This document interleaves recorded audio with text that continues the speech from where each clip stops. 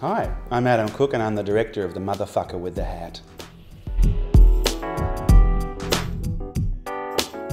The first impression I had of this play when I read it was that it was very, very funny, and it was full of great one-liners and great opportunities for what I would call human comedy, where the characters do or say things that make us laugh because we recognise them as very human foibles. So the impression that I first had that it was very funny is one that stayed with me, and that's something I'm looking for as we rehearse it, is why it's so funny.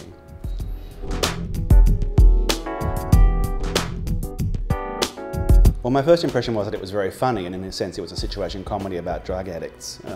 But working on the play with these actors, I realised what a deeper and richer experience it is, that it's a play about people struggling with addiction and doing their best or failing to move beyond addiction into a life that is healthy and happy, that is moving forward in a positive way. So the play can't just be a sitcom. That wouldn't be very fulfilling for the audience.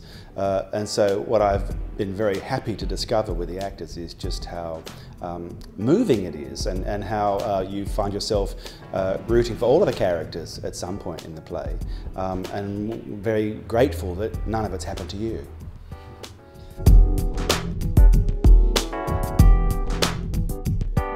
There's an unusual timetable of activity with this one because everybody else had other jobs at the same time.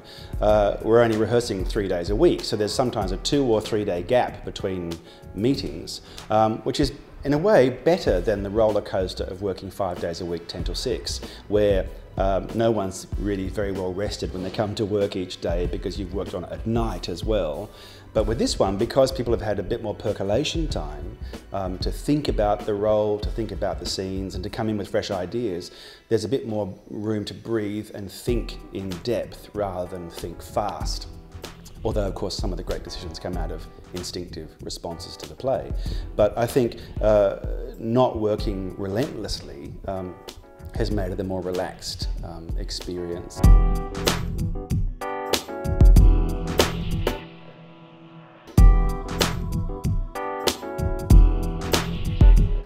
There's a lot of pressure and sleepless nights involved in being the artistic director of a multi-million-dollar theatre company, and working out what plays to program and how many hundreds of thousands of dollars worth of tickets you have to sell for each one.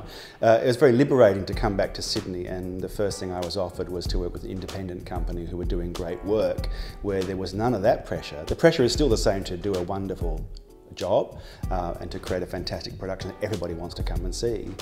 It's no mean feat to sell out a show when there's so much on.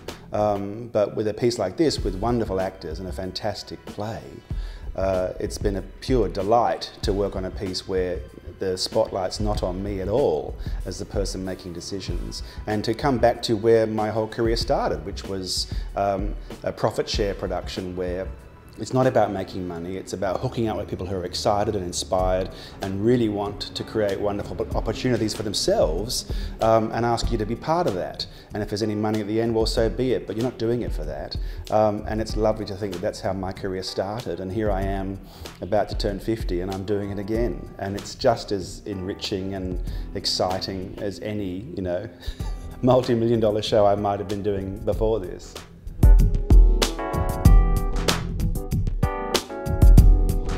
Don't expect it to be a searing drama about recovering drug addicts. That would put you off very quickly.